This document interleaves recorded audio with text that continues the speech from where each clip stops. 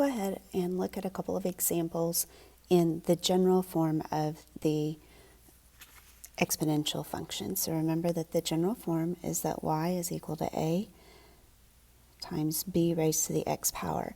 So this graph right here is y is equal to 2 raised to the x power. And notice that it is growth. We are getting higher and higher and higher pretty sharply, actually. We want to go ahead and identify some characteristics of this function. The y-intercept is here at 0, 1, and that value, actually, the 1, is our a value. So when our x is 0, remember that anything raised to the 0 power is 1. So our value here at the x-intercept is going to be 0, a. While we're here, let's also identify that this point is 1, b, where b is 2. Let's continue looking at this now.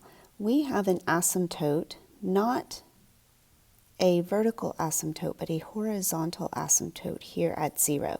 I encourage you to put this into Desmos or your graphing calculator and zoom way out and see that this graph never touches or crosses 0. It gets very, very close, but it never crosses 0. And so that is the definition of an asymptote. It approaches 0, but never quite gets there. I'd suggest that you make yourself a little note there. Next, let's look at our domain. And we can see that we are very distinctly heading to negative infinity this direction to the left. In the right direction, we are mostly heading up, but we are also slightly heading to the right as well, and eventually we'll get to infinity. So our domain is all real numbers. And then finally, because of the asymptote that we have at 0, we don't have any graph until we get past 0, and so our range is y is greater than 0. Let's take a look at the reciprocal function. So now, instead of having a 2, we have a 1/2, and so that creates a b value less than 1, meaning that we have decay. So this graph right here is basically a mirror image of this one because it's a reciprocal.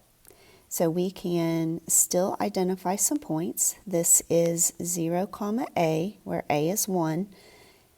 And then this is now our b value at 1, b, where b is 1/2. Let's go ahead and continue. I want to identify my y-intercept. Well, it's in the same exact location that it was before, 0, 1. And remember that this was my a value. My a value, there's nothing here in front, so it's just the implied one. The asymptote is still in the same location at y equals 0. Nothing has changed there.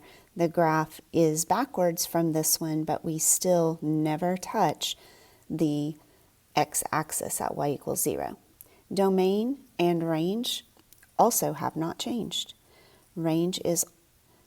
Domain is all real numbers. Range is greater than 0 because of the asymptote.